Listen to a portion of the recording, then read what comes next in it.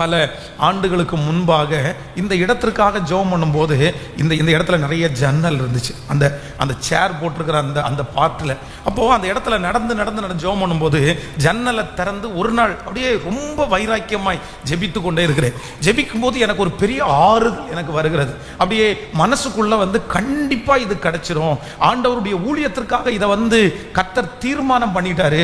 ஆனால் பெரிய மலை, இது ஒரு மிகப்பெரிய மலை, அதை சுதந்திரிப்பதற்கு ஒரு 0% கூட நம்பவே முடியாது, அந்த மாதிரி ஒரு சூழ்நிலை. ஆனா அதற்கு பிறகு நான் கண்ணீர் விட்டு ஜெபிக்கணும்னு நினைக்கிறேன். எனக்கு கண்ணீர் வரல, எனக்கு சந்தோஷம் தான் உள்ள வருது.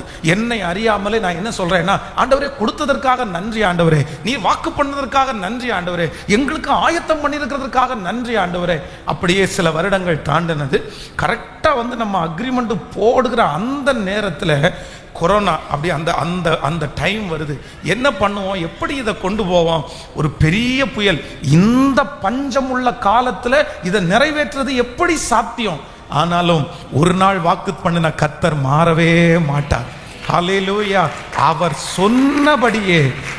சொன்னபடியே அத்தனை தடைகள் இருந்தாலும் அதை அனைத்தையும் முறியடித்து கர்த்தர் ஆதரவுகளை கொண்டு வந்து பஞ்சமுள்ள காலத்திலேயே அந்த அற்புதத்தை கர்த்தர் செய்ய முடியுமானால், உங்க வாழ்க்கையில ஒரு வாக்குத்தத்தத்தை ஆண்டவர் கொடுத்தாரே ஆனால் அந்த வாக்குத்தத்தம் நிறைவேறுவதற்கு எந்த சாத்தியமே இல்லைன்னாலும் உங்களுடைய உறுதியான விசுவாசத்தை மட்டும் நீங்க ஸ்ட்ராங்கா வச்சுக்குங்க.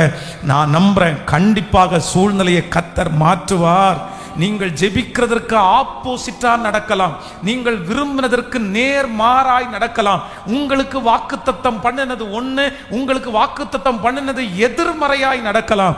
ஆனா ஆண்டவர் சொல்லுகிறார், உன்னுடைய விசுவாசம் மட்டும் உறுதியா இருக்கட்டும்.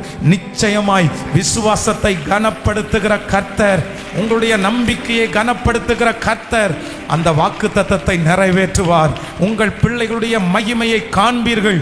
உன் மகனை குறித்த வாக்குத்தத்தம் நிறைவேறும், உங்கள் மகளை குறித்த வாக்குத்தத்தம் நிறைவேறும், உங்கள் எதிர்காலத்தை குறித்த வாக்குத்தத்தம் நிச்சயமாய் நிறைவேறும். நம்புறவர்கள் கைகளை உயர்த்தி ஆமென் என்று